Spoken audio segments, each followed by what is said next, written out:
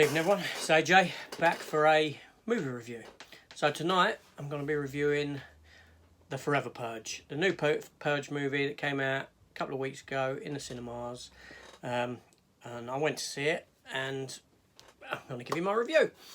So a bit of background on me and The Purge.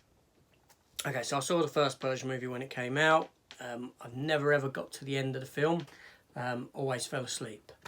I felt that the concept was brilliant, in that it's very John Carpenter-esque kind of feel to it, sort of Assault on Precinct 13, if you've seen that film, kind of essence. There's an inherent fear within that it taps into of if this sort of a thing was to happen. It's a very scary prospect. But the film, the execution just didn't work for me. I fell asleep during the film. Like I said, I've never seen it to the end. The Purge 2 came along, Anarchy. I watched that one. Great film. I really enjoyed it. I do think it's probably the best Purge film that we've had so far. Then Election Year, that was okay. Not as great as Anarchy. Then you had the first Purge, and I quite enjoyed that. I thought that was fine. Quite interesting to see how it started and that sort of a thing. You do have a TV series that came along. I think it ran for about 20 episodes. I started watching the TV series, but I struggled with it and stopped. So I don't know how they went. So along came The Forever Purge. I saw one trailer for it. And so, all right, okay. I'll watch that when it comes out. It's The Purge. So The Forever Purge. Like I said, this is the 5th film in the Purge franchise. It's directed by a fella called Everando Gout. Never heard of him. He's not really done anything of relevance as far as I'm aware. The film is actually written by James de Monaco. He's actually written all the films. I was quite surprised about that. I did look that up. He has been a writer on part of the TV series as well, so he's had a hand in it from day one, almost like it's his baby, which is quite surprising. I'll come on to the reasons as to why that is with this film a bit later. So this film had a budget of roughly about 18 million, which is relatively cheap for a film. And thusly it has grossed about 40 million in the United States and 55 million worldwide. So the film has been a financial hit in that sense. It will have made money back. So I'm pretty sure that we'll probably see a 6th one as well, given the amount of money that stars. So the stars of the film. The film, I went into the film not knowing who was in it or anything like that. I didn't really pay attention. I'd seen the trailer, and I was probably doing something else at the time. I don't pay too much attention to the trailers either. I just wait for the films, and I don't read a lot about the films when they're coming up, because I don't really want to be spoilt and all that. So I'm quite happy to just let films like this just come, and I see them, and I'm like, okay, all right. So your main 2 leads are like Hispanic, Mexican type individuals. This plays heavily into the film. I was surprised because there's quite a few faces in it that I recognised. You had Josh Lucas in it. Now, Josh Lucas had starred in the film Stealth with Jessica Biel. He was in Ang Lee's The Hulk as well, among a lot of other stuff. There's an actress in it called Cassidy Freeman, who I know from her time in Smallville. So it was good to see her again in something. And then Will Patton starred in it, had a role in it. Now, Will Patton, he was the villain in Kevin Costner's The Postman. I do like that film. He was in 2004 Thomas Jane the Punisher film.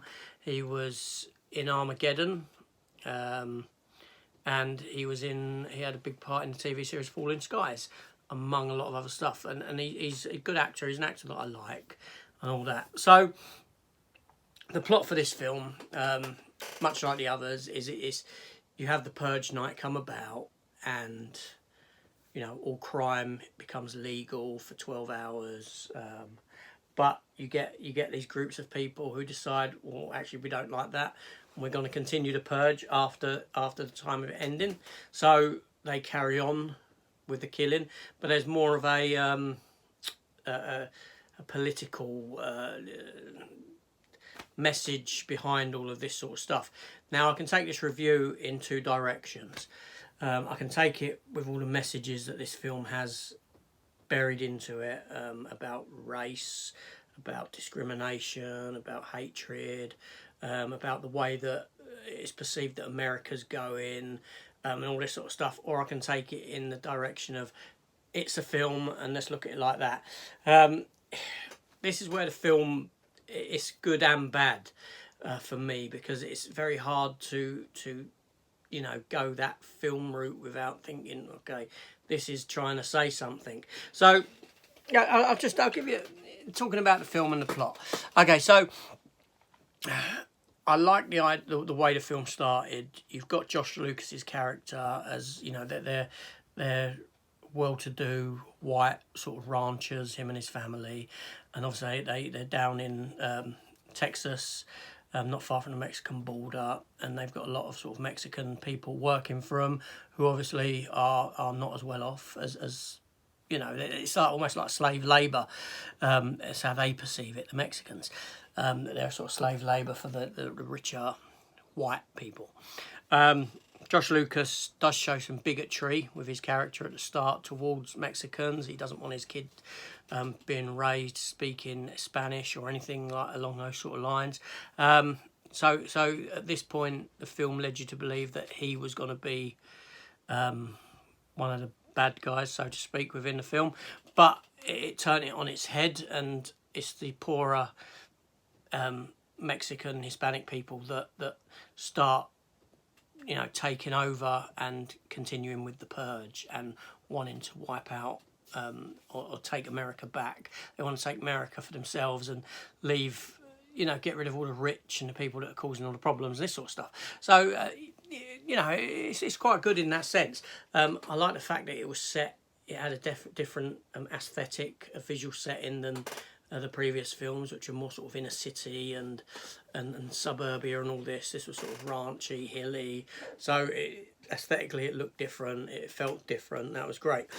As the film progressed, you've got you got stuff going on with the Hispanics and the white people. They sort of come together, the ones that are on the run chasing the people who are the dissidents that are trying to get this uprising going and all this sort of thing. So they sort of come together. Obviously, Josh Lucas's character overgrows his prejudices and they come working together and all this sort of malarkey.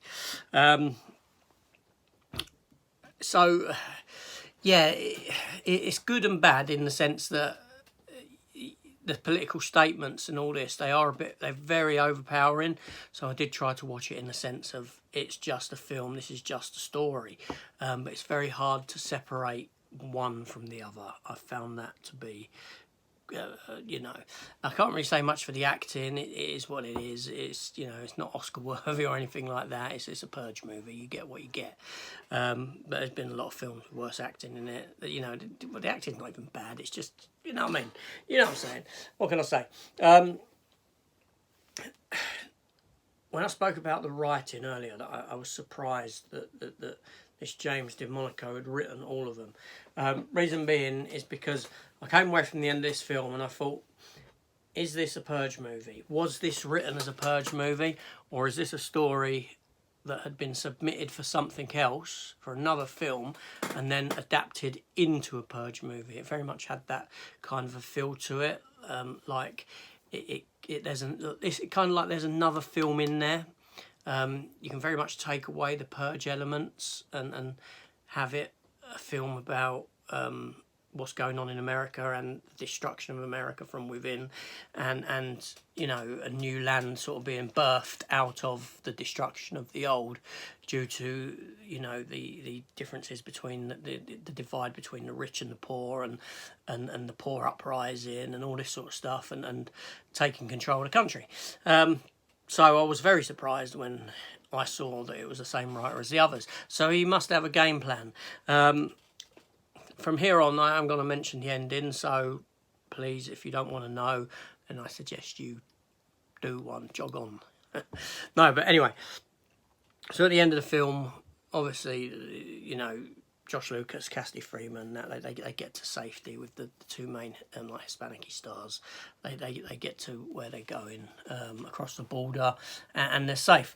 But America has pretty much crumbled, as though the dissidents have won, you know, and a new America will be born out of what happens. So I don't really know how this film could go anywhere else with regard, or the series could go anywhere else beyond this, in a Purge vein. But obviously it's James DeMonaco who's writing them. He must have a plan. I believe the studio's going to want another one because the film's still out and it's still making money. It hasn't had, you know, it hasn't had its DVD release or anything like that yet, so it ain't made the money there. And on an 18 million budget, if you're making a film getting 55 million back already, you're going to look at making another one. You know, even if you decrease that budget somehow, you're going to make another one because it's obviously profitable for the company. The film's length, it does run at 1 hour and 43 minutes. It doesn't overstay its welcome. Yeah, runtime is fine.